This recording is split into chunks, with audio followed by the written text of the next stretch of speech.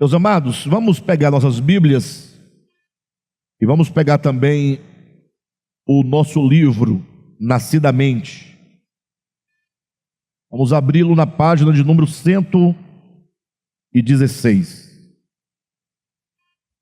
Hoje nós vamos falar aqui uma parte muito importante desse estudo.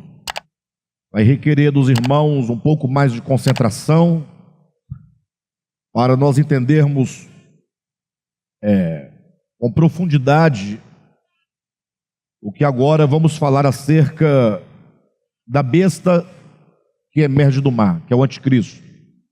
E sabem que este capítulo, não é o capítulo 8, salvo engano, ele fala sobre a marca, né? A marca do anticristo e o selo de Deus, como asseverando que nós estamos dentro de um processo, todos nós estamos dentro de um processo, toda a humanidade está dentro de um processo de formação. O homem, ele é um ser que está em constante formação. E pela revelação da Escritura, nós entendemos que nós somos formados segundo a imagem de Deus ou segundo a imagem do anticristo. Isso é uma coisa muito séria, né? E é um processo que acontece muito lentamente. E não raras vezes nós nem percebemos, nem negativa e nem positivamente. Às vezes a pessoa está sendo selada por meio do Espírito de Deus, com o nome do Pai e o nome do Cordeiro, ou seja, está tendo a sua consciência gerada em Cristo, o Cristo sendo gerado na consciência humana, no coração, na alma. Só que o processo é muito lento, e como nós olhamos apenas pontualmente a nossa experiência, a gente não percebe muito, mas está acontecendo, não é? Está acontecendo.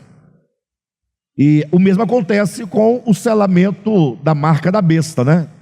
É o nome que está sendo gravado, está sendo selado, seja o nome da besta ou o nome do Pai, o que implica o caráter, os atributos de um ou de outro. Por isso o Apocalipse vai falar sobre duas marcas, dois selos, dois sinais. Tá bom? Então eu vou apresentar brevemente para os irmãos o texto bíblico, os irmãos verem que é assim mesmo que está na Bíblia, né? Abra sua Bíblia rapidamente em Apocalipse 13 e veja os versículos 16 e 17. Verifique na sua Bíblia. A todos os pequenos e os grandes, os ricos e os pobres, os livres e os escravos, faz que lhes seja dada certa marca sobre a mão direita ou sobre a fronte, para que ninguém possa comprar ou vender, senão aquele que tem a marca, vírgula, o nome da besta ou o número do seu nome. Então, a Bíblia fala desse selamento na fronte e na mão direita do nome da besta. Então, como já asseveramos aqui, o nome, né, ele implica o ser, ele implica a própria coisa, em termos bíblicos. Então, a Bíblia fala de um selamento na testa e na mão direita do nome da besta, né, sobre os homens. Mas aqui no capítulo 14, nós vamos ter um outro selo, um outro selamento. 14, versículo 1, diz assim, olha: olhei e eis o Cordeiro em pé sobre o monte Sião, e com ele 144.000, tendo na fronte escrito o seu nome e o nome do seu pai. Percebem? Ou seja, estes aqui, ao invés de terem o nome da besta inscrito ou selado da fronte, eles têm o nome do Pai e o nome do Cordeiro. O que significa exatamente essa conformação que todos os homens estão passando e estão sofrendo, né?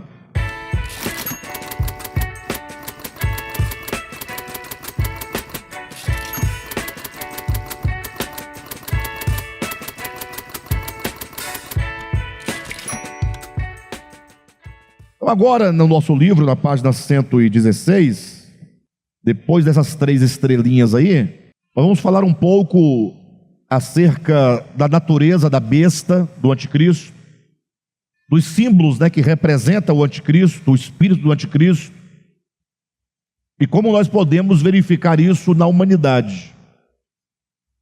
Então eu vou lendo aqui devagar com os irmãos, e quando for preciso eu dou uma pausa e a gente vai fazendo a explanação, tá bom? Está aí o texto aí, segundo parágrafo da página 116, abaixo das estrelinhas. Abre aspas. A besta que vi era semelhante a leopardo, com pés como de urso e boca como de leão. Apocalipse capítulo 13, versículo 2. Então veja que João no Apocalipse, ele tem essa visão de uma besta que emerge da água e sai do mar, né? E ele diz que essa besta, esse animal, ele tinha uma aparência com o leopardo, com o urso e com o leão. E daí é importante nós pensarmos um pouco por que a Bíblia fala essas imagens, esses símbolos, leão, urso, leopardo. Observe que lá no livro de Daniel, capítulo 7, nós vamos encontrar a revelação de 4 animais. O primeiro, semelhante a leão, o segundo, semelhante a um urso, e o terceiro, semelhante a um leopardo. E o quarto animal não tem nome, é uma besta, é um animal selvagem, uma besta fera, é uma besta selvagem, um animal selvagem, e não lhe é dado um nome. E o próprio livro de Daniel vai dizer que esses 4 animais, eles representam ou representavam 4 reinos que haveria de ascender na história da humanidade. O primeiro leão era símbolo de Babilônia, era o atual reino que estava no poder quando Daniel teve a visão. Então o leão representava Babilônia. E a profecia diz então que viria um outro animal que venceria o leão. Seria o urso, que a Bíblia vai dizer em Daniel capítulo 7, que são os medos persas. Viria um terceiro que venceria os medos persas, que era um leopardo. Seria o reino da Grécia. Isso tudo já cumpriu-se na profecia bíblica, né? E aí fala de um quarto reino que se levantaria, que seria o quarto animal, que é a besta, que é o Império Romano, que também se cumpriu. Já no tempo de Cristo já estava no Império Romano. E esse Império Romano haveria então de perdurar até o final, até o 5º reino. Qual seria o 5º reino? O reino de Cristo. Então até hoje nós estamos vivendo ainda as profecias deste quarto animal. Estamos vivendo a profecia de Roma, Império Romano, que é hoje a atual Europa, que é o mundo ocidental, é o mundo greco-romano, toda essa civilização greco-romana, sobretudo do Ocidente, que tem características de uma fera. Vamos entender o porquê disso no estudo de hoje, né? Então, quando nós chegamos aqui no Apocalipse, no capítulo 13, que fala, a besta que vi era semelhante, essa besta já é o quarto animal, porque João, quando tem essa visão, já está vivendo o tempo da besta, o tempo do Império Romano, o tempo do Anticristo. Estão entendendo? De modo então, que essa besta, por ser o último animal, ele traz em si as características dos reinos anteriores. Como diz, a besta que vi era semelhante a leopardo, com pés como de urso e boca como de leão. O que nos dá a entender, queridos, que a cada período da história, a humanidade, representada por um reino que governa sobre todos, ou melhor dizendo, não é bem um reino, é um império, né? Você sabe que há diferença de reino para império, né? O reino consta de cidadãos naturais, sob o domínio de um monarca, um rei.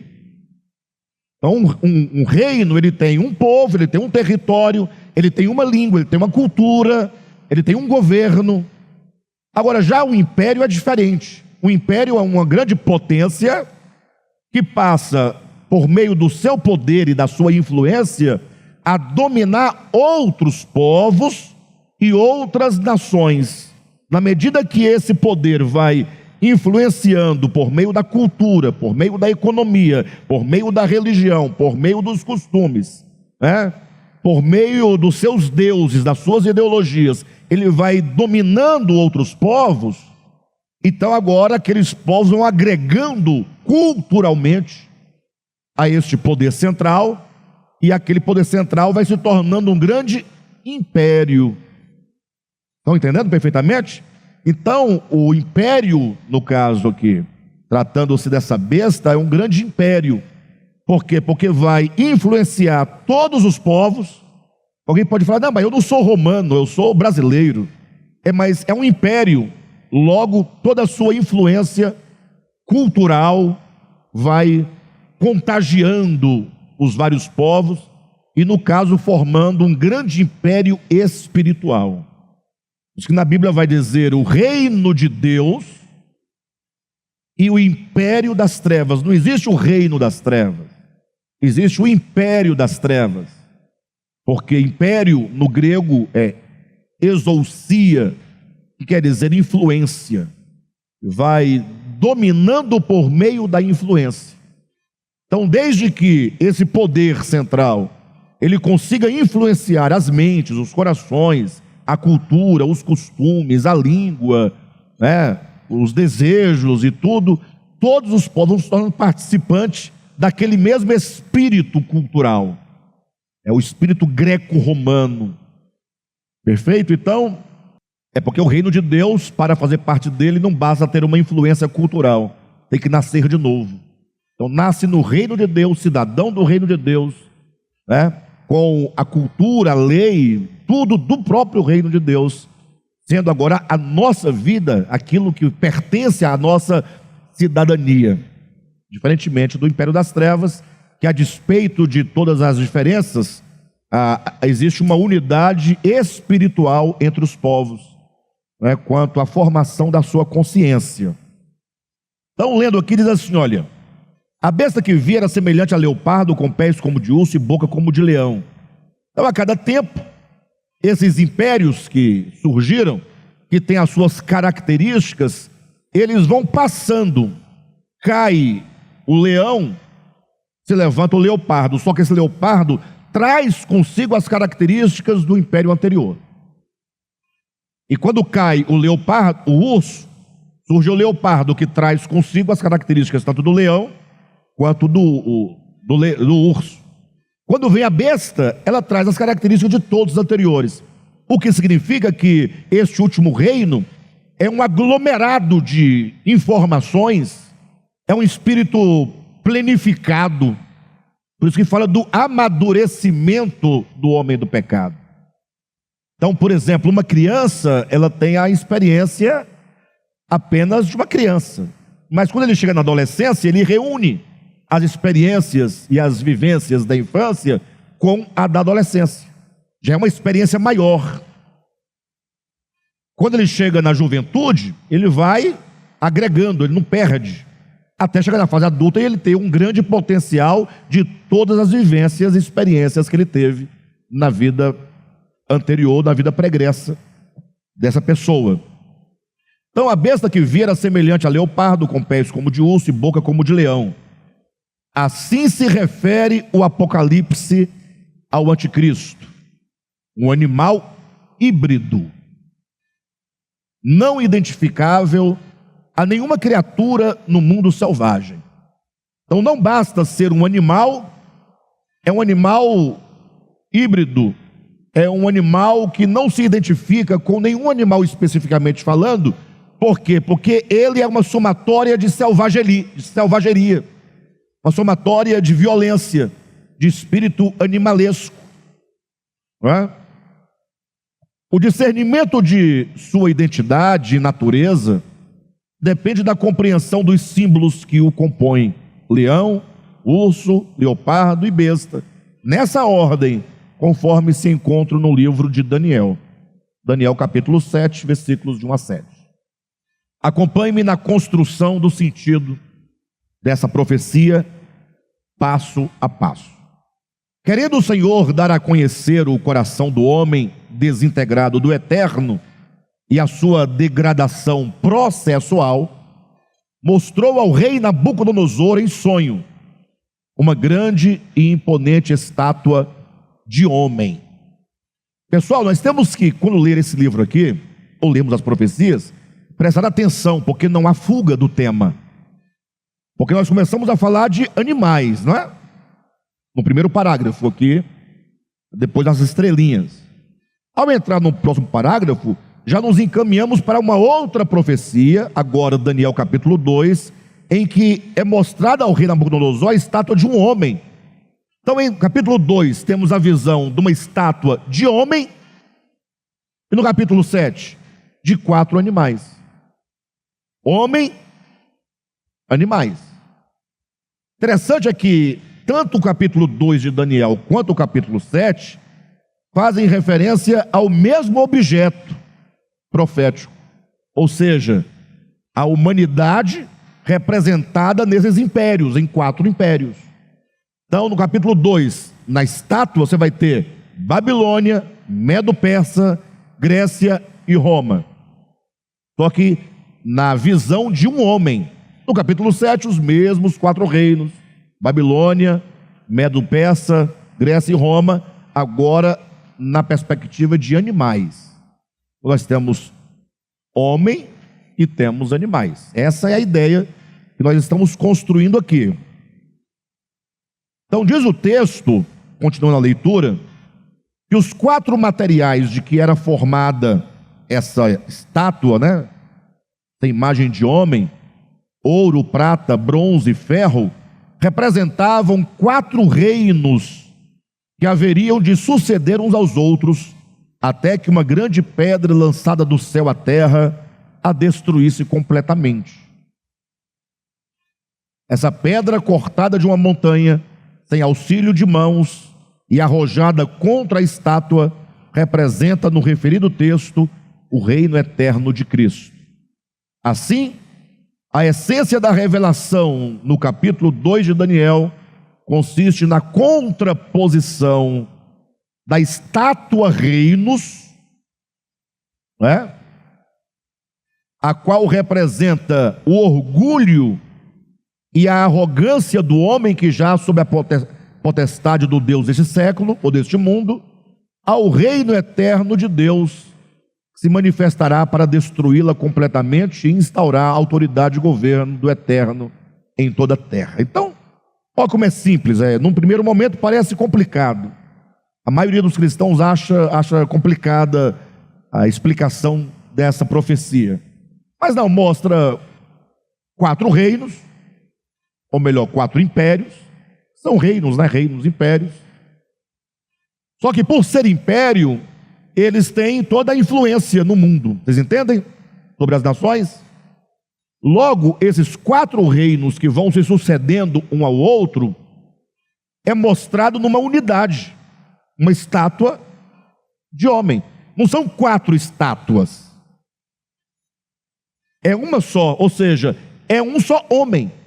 Ou seja, a humanidade é representada nesses impérios, mas enquanto uma unidade, o homem. É dito que essa estátua, ela era arrogante. Quando Daniel olhou, falou, uma estátua muito imponente, que se impunha sobre ele, diante da visão. E logo essa estátua representa o homem e a sua arrogância, o seu orgulho, é o fato de ele estar totalmente dominado pelo Deus desse século. De modo então, que agora essa grande estátua estava ali de pé, e Daniel vê quando uma pedra foi cortada de uma montanha, e ele diz, sem auxílio de mãos. O primeiro que significa que ele não viu mão alguma cortando.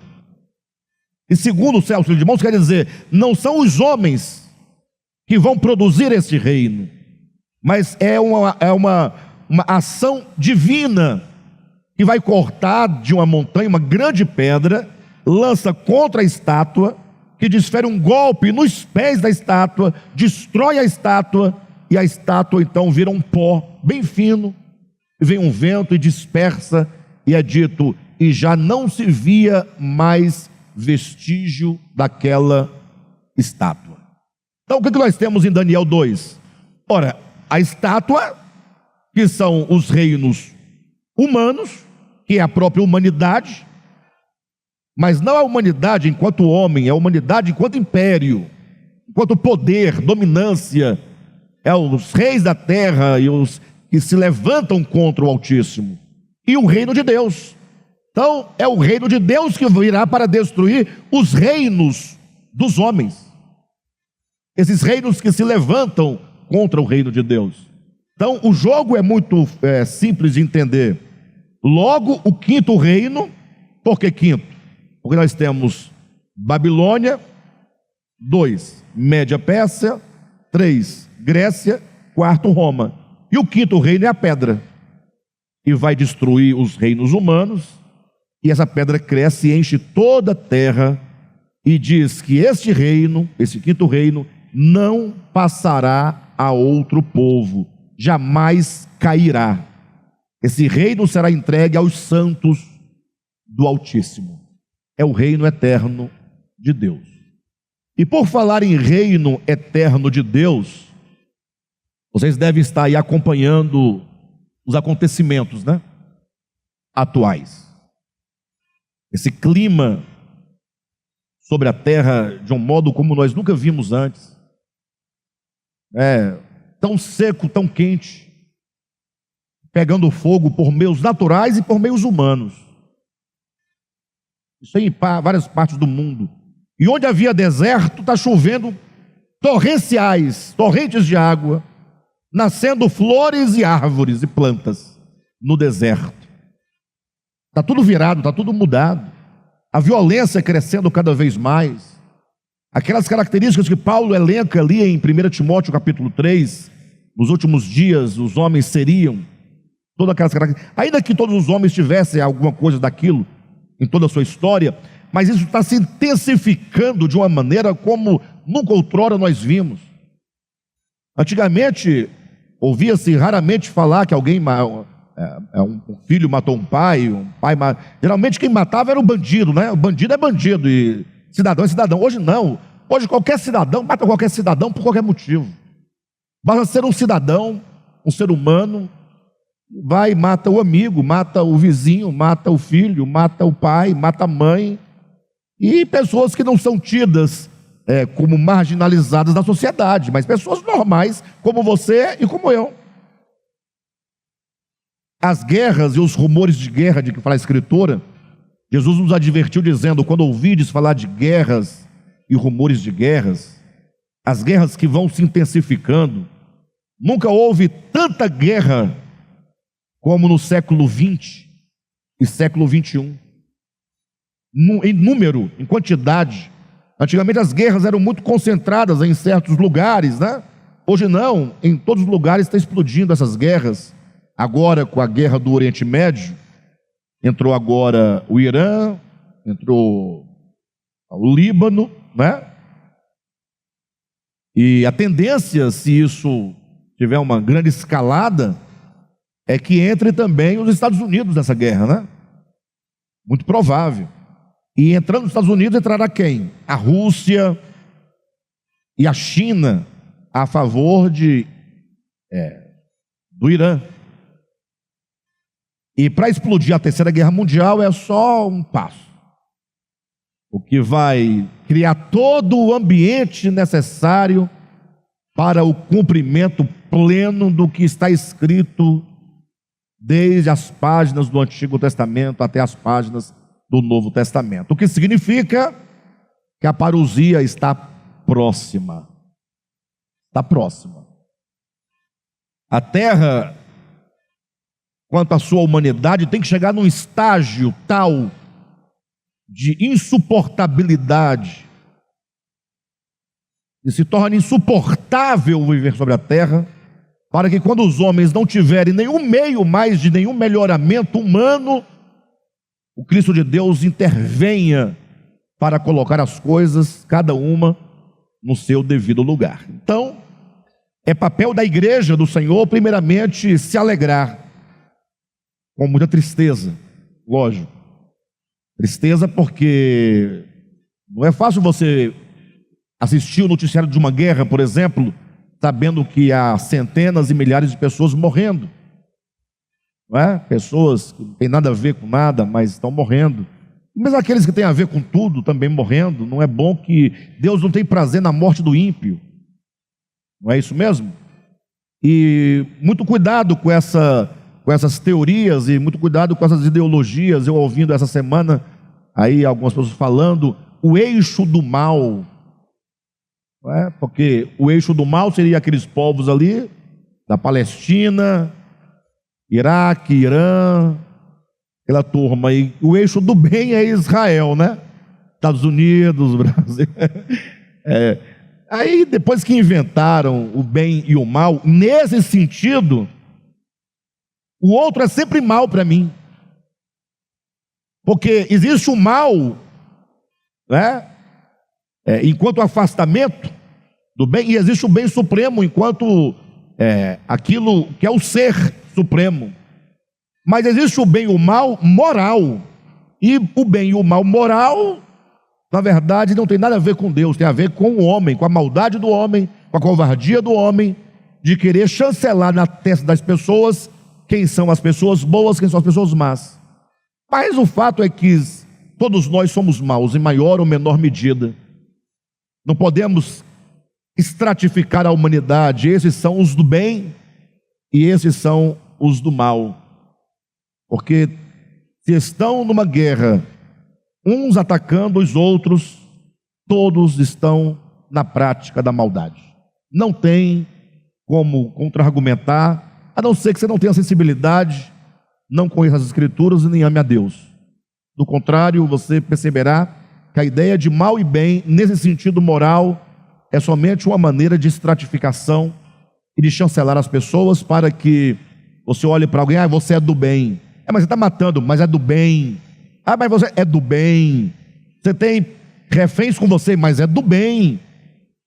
Então são coisas más e perversas. Então eu quero dizer com isso que, por falar, né, desses acontecimentos, cabe à igreja se alegrar, embora triste por os acontecimentos, mas se alegrar porque a vinda do Senhor está próxima.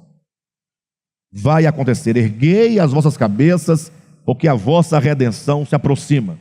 Daí nada melhor do que nós dedicarmos tempo para ler alguns textos bíblicos que são mais importantes neste momento, que são as parábolas de Mateus, todas elas.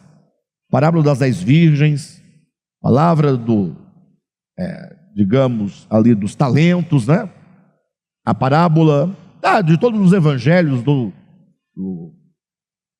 a parábola do credor incompassivo, a parábola do administrador infiel, a parábola daqueles que, como diz lá, enfim, porque são todas as parábolas em que Jesus trata a questão da urgência da vinda do Senhor, da emergência da vinda do Senhor e do estado de prontidão a que devemos ter, da negligência, do espírito, das obras, do viver. São parábolas que nos chamam a atenção para esses dias atuais nos quais nós estamos vivendo. Precisamos nos preparar, né? Então, o texto lá de Daniel capítulo 2 mostra exatamente esses dois lados. O lado dos reinos humanos, que será destruído pelo quinto reino, que é o reino de Cristo. Mas seguindo,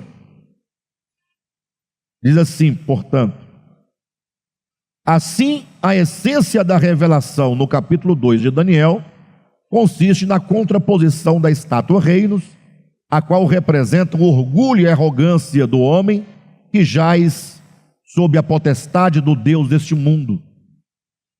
Oposição essa ao reino eterno de Deus, que se manifestará para destruir a estátua completamente e instaurar a autoridade do governo e governo do eterno em toda a terra. Mais uma vez, a teologia convencional interpreta estes reinos. Quais reinos? Babilônia, Medo-Pérsia, Grécia e Roma. Mais uma vez, a teologia convencional interpreta esses reinos como meros reinos históricos. Não, Babilônia passou, acabou, não tem nada a ver conosco. Média-Pérsia passou, nada a ver conosco. Ou seja, são meros reinos históricos, conforme a interpretação da teologia convencional, que seriam destruídos pela vinda de Cristo, isentando completamente o leitor da Bíblia de participação na profecia. Ou seja, a maioria das profecias, conforme interpretada pelo cristianismo convencional, nós não participamos de nada. Tudo acontece com os outros, menos com a gente. Ou seja, é estranho porque parece que Deus tem umas profecias que falam sobre um grupo de pessoas e isenta a maior parte da humanidade desse processo.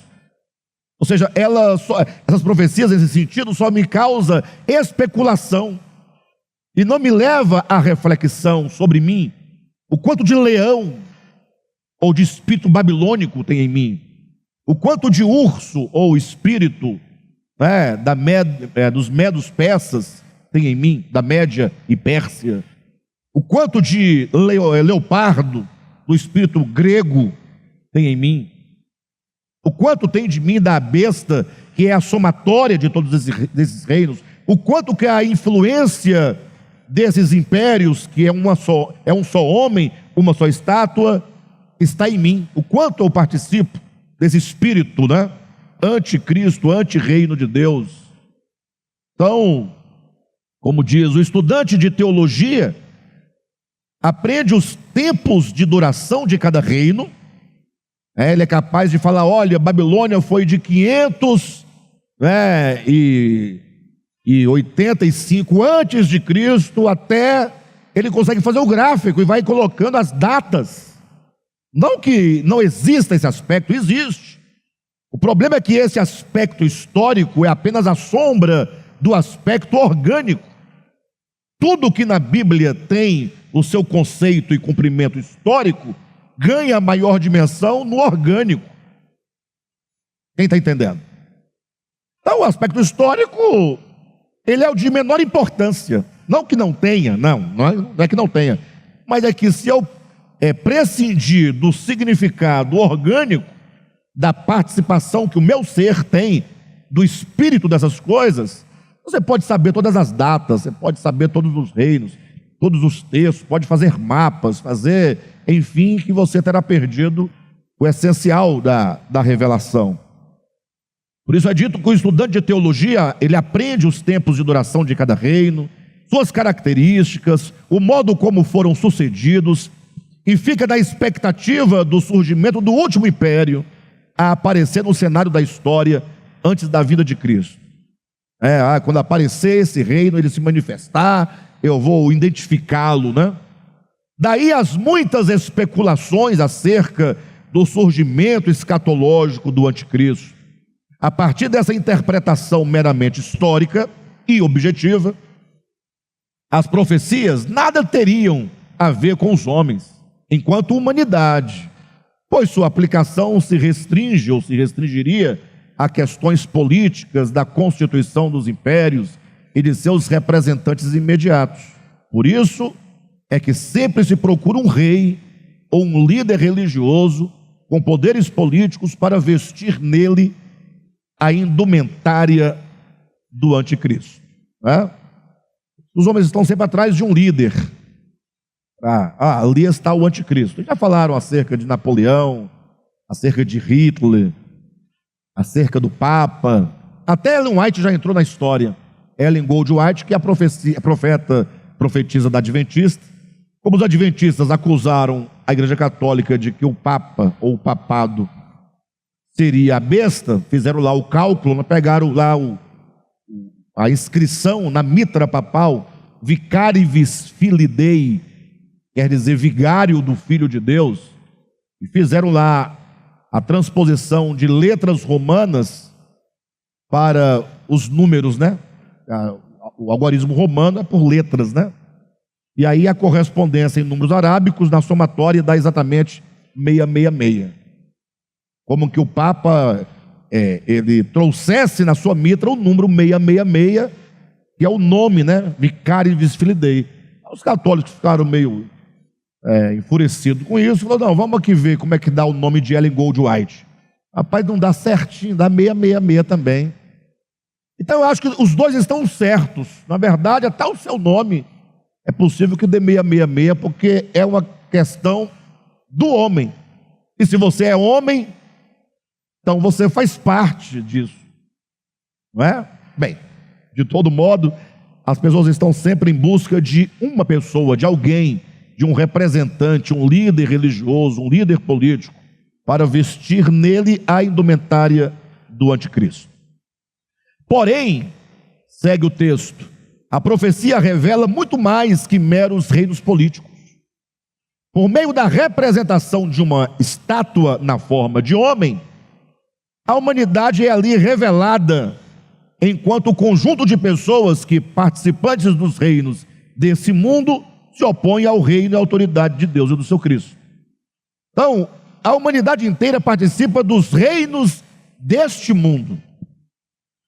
Por isso, representado por uma estátua na forma de homem. Quem é aquela estátua? De um lado, é o homem, porque a estátua é de homem. Por outro lado, são os reinos, né, os impérios que sucederiam uns aos outros. Logo, os reinos, os impérios, que envolve toda a humanidade, é representada numa única imagem, numa única estátua, que é a estátua de homem.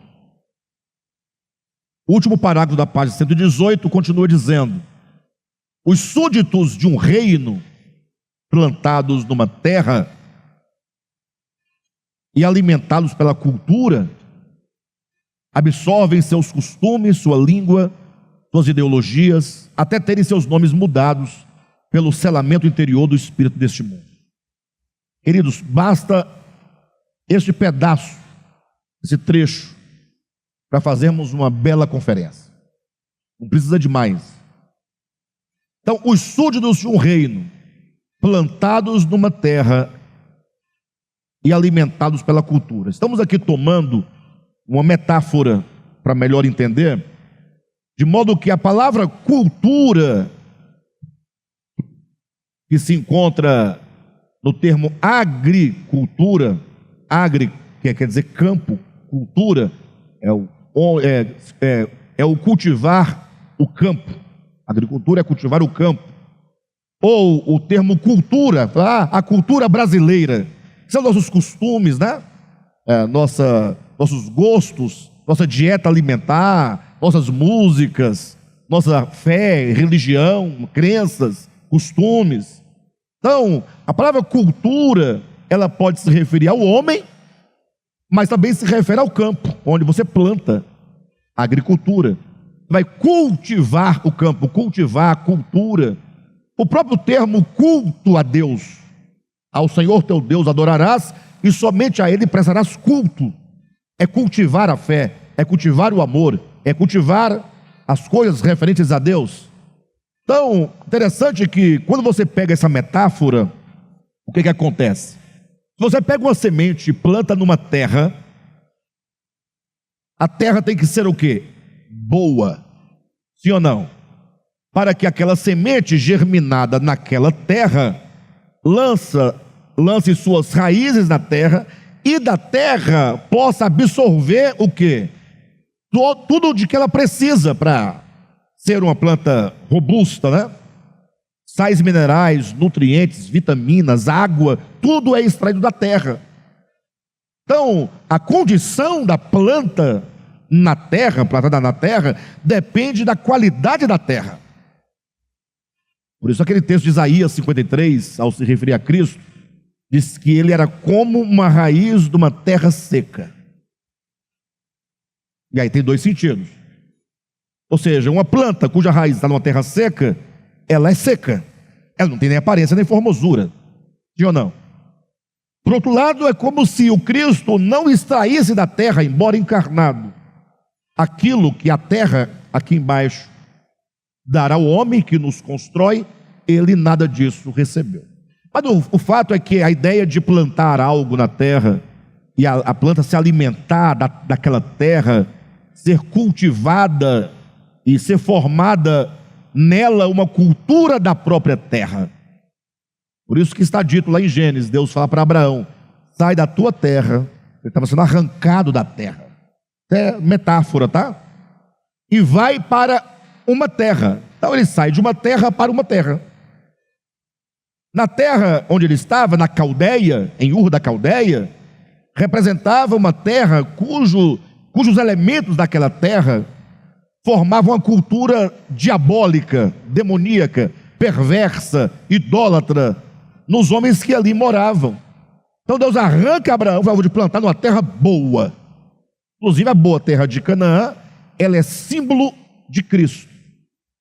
Quando Paulo vai dizer sobre as riquezas insondáveis de Cristo, como era rica a terra de Canaã, terra de mananciais, terra de ribeiros, né?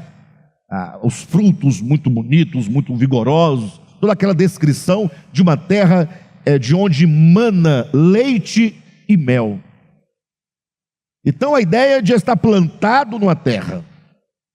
Então, por exemplo, nós estamos plantados, nós aqui, primeiro numa cultura imediata, que é a cultura brasileira, o que envolve músicas, a arte de um modo geral, cinema, crenças religiosas, estilo de vida, costumes, linguagem, a língua, tudo isso nos forma. Você é um ser tipicamente brasileiro, é fácil identificar um brasileiro. Se você vai para uma outra nação, para uma outra terra, é fácil saber que você não faz parte daquele povo, daquela cultura. Entenderam? Bem claro? Por isso que é importante nós entendermos essa questão, quando, por exemplo, em Colossenses capítulo 1, é dito que Deus nos libertou do império das trevas e nos transportou para o reino do Filho. É como Abraão, saindo de uma terra para outra. Ou seja, as nossas raízes precisam estar alicerçadas e radicadas no Evangelho. Se nós nos deixarmos viver segundo o cosmos, segundo o curso do mundo, nós vamos absorvendo a cultura mundana, a cultura perversa do mundo. Então, quando nós dizemos aqui no nosso livro que os súditos de um reino, plantados numa terra e alimentados pela sua cultura, absorvem os seus costumes, sua língua, suas ideologias, até terem seus nomes mudados pelo selamento interior do espírito deste mundo. Seria esse o caso de Daniel? Quando nós lemos Daniel, o livro de Daniel, como é que ele se estrutura? Daniel e os hebreus foram levados cativos para a Babilônia. Então eles foram tirados da terra boa, Jerusalém, levados para a Babilônia. É o processo inverso de Abraão. Abraão saiu de Babilônia, de Ur da Caldeia, para a boa terra, e agora eles são levados de volta. Chegando lá, o rei, se você ler o capítulo 1 com atenção, é dito que eles são levados escravos para a Babilônia. Chegando lá, o rei leva Daniel para dentro do palácio e oferece as comidas de Babilônia, as comidas do rei. E Daniel se recusa a comer a comida do rei. Ele se recusa. Mas não pense que ele se recusava a comer a comida porque era a comida do rei, porque a Bíblia faz isso representar, é uma representação, que nós somos exatamente aquilo que nós comemos. No sentido espiritual, ele se absteve da comida do rei para não se contaminar com as iguarias, nesse sentido de ser forjado uma outra pessoa. Ele recusa lançar raízes naquele lugar. A prova disso, e a revelação deixa isso muito claro, é que tão logo se oferece a comida, é dito que vem o rei em seguida para mudar o nome deles, mudar o nome de Daniel e dos seus amigos lá, O que significa que quando se muda o nome, pretende-se mudar a pessoa. Essa é a ideia. Então, quando no nosso texto a linguagem, tem todo um processo, né? Ensinaram a eles a língua caldeia, mudaram a comida, mudaram-se os nomes. É para fazer uma completa mudança orgânica mesmo, metabólica, né? Então, quando diz, olha, os súditos de um reino, plantados numa terra e alimentados pela cultura, absorvem seus costumes, sua língua, suas ideologias, até terem os seus nomes mudados pelo selamento interior do espírito deste mundo. Não sem razão é dito acerca dos verdadeiros servos de Deus que eles são estrangeiros e peregrinos sobre a terra. Ou seja, um autêntico discípulo de Cristo, mesmo estando no mundo, não pertence organicamente a nenhum de seus reinos. Então, pensem comigo, se nós estamos falando aqui dos reinos deste mundo representados por uma estátua, que vai dar a besta de Apocalipse 13, que é a somatória daqueles reinos. Então você, um verdadeiro discípulo de Cristo, não sendo um cidadão dos reinos do mundo, mas um cidadão do reino de Deus, logo se faz claramente aqui a ideia de que a humanidade se divide em dois grupos. Ou você pertence aos reinos deste mundo, ou você pertence ao reino de Deus. Não tem como você fazer diferente. Embora, na prática, nós estamos transitando de um para o outro. Por quê? Porque a mudança não se dá de maneira instantânea nem estanque. Ela é totalmente processual. Então, como diz, continuando, suas raízes, as raízes do discípulo de Cristo autêntico, se radicam nos céus, a sua pátria celestial. Por isso o mundo não os conhece e não os ama. Palavras de Jesus, né? Falando para seus discípulos que o mundo haveria de persegui-los. Por quê? Porque, afinal de contas, o mundo não os ama, como não amou ao próprio Cristo. Então, o mundo não ama Cristo, o mundo não ama os discípulos de Cristo. E por quê? Porque esses não pertencem ao mundo dos homens. Se você quiser paz com o mundo dos homens, é só se identificar com eles, dá tudo certo. Mas quando se identifica com o Evangelho, logo você sofrerá a oposição dos homens deste mundo, né? A vinda do reino de Deus e a consequente destruição da estátua homem-reinos dizem respeito à demolição de todo o governo e potestade que se assenhora da consciência humana, com vistas ao estabelecimento da soberana vontade de Deus sobre o coração do homem. Aos olhos de Nabucodonosor, a humanidade desintegrada de Deus era como um homem poderoso, imponente e invencível. Aos olhos do Eterno, todavia, são os homens perdidos como animais, brutos, loucos e irracionais, que se levantam contra o conhecimento da verdade. Esta é a razão porque em Daniel há duas profecias falando sobre o mesmo objeto e sobre o mesmo processo, mas por olhos diferentes. Nabucodonosor, um homem pagão, ele vê os reinos humanos como homem.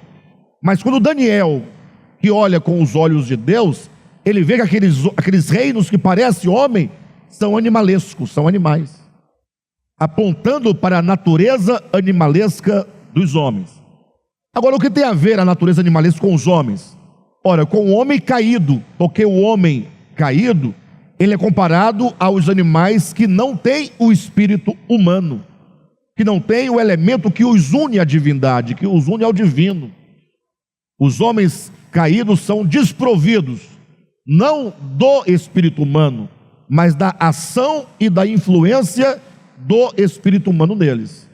Daí o conceito de morte. Quando o homem caiu, diz a Bíblia que ele morreu espiritualmente. A conexão espiritual dos céus com o homem foi desligada. É como se apagasse um interruptor. A energia está ali, a lâmpada está aqui, mas por uma separação, essa energia não pode chegar e acender a lâmpada. É como se houvesse uma separação. Morte enquanto separação. Prosseguindo, aos olhos de Nabucodonosor, a humanidade desintegrada de Deus era como um homem, poderoso, imponente e invencível. Aos olhos do Eterno, todavia, são os homens perdidos como animais, brutos, loucos e irracionais, que se levantam contra o conhecimento da verdade. Essa é a razão porque essa mesma profecia é mostrada a Daniel, representada pelas figuras de 4 animais selváticos: leão, urso, leopardo e besta. O que tinha a aparência de humano, aos olhos do rei da Babilônia, é mostrado na forma animalesca de feras selvagens a Daniel. O ego consumado, enquanto a deformação plena da imagem de Deus no homem é assim representado por imagens animalescas, porque atingiu o auge da loucura e da bestialidade de um coração que já não reconhece a Deus como a razão suprema de todos os seres inteligentes.